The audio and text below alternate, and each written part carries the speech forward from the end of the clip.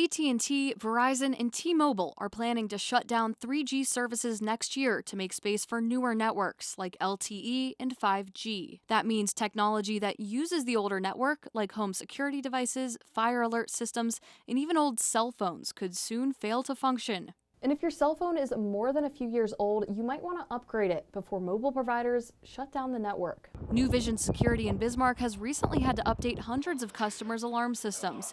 Owner Cameron Flex says they still have about 60 or 70 left. Nobody wants to do it, so oftentimes we'll find ourselves as a company doing this for free or oftentimes even losing money because we just want to keep them as a customer and make sure that they're happy. Flex says it's fairly easy to fix since most systems just need a new chip. But with chip shortages brought by the pandemic, the process can be delayed. The chip shortage is a real thing, and we're seeing it affect our business. Some products 6 months out now, we're hearing. Updating the technology isn't something to put off. Immediately take shelter where you are. If your system can't call authorities during an emergency, you could be at risk. There would be no communication from your security panel through the communicating towers and then into the police department. It would just be shut off. While Flex says moving to the better network is important, more time would help ease the transition. That's something AARP is also asking for.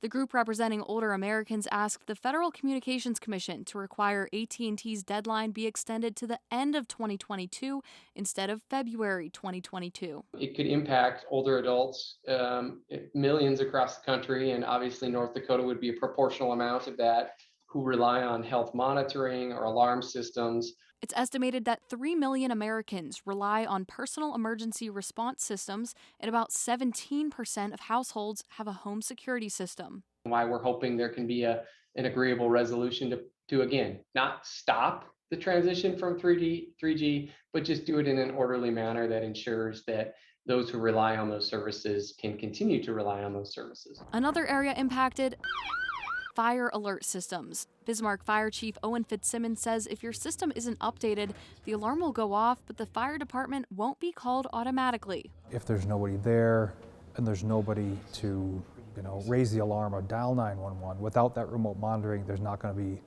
any notification to the fire service that there's an issue. The phase-out could also impact the state's 24/7 sobriety program, an ankle bracelet system used as an alternative to jail time for those charged with or convicted of a DUI, domestic violence, child abuse, or other offenses involving drugs or alcohol.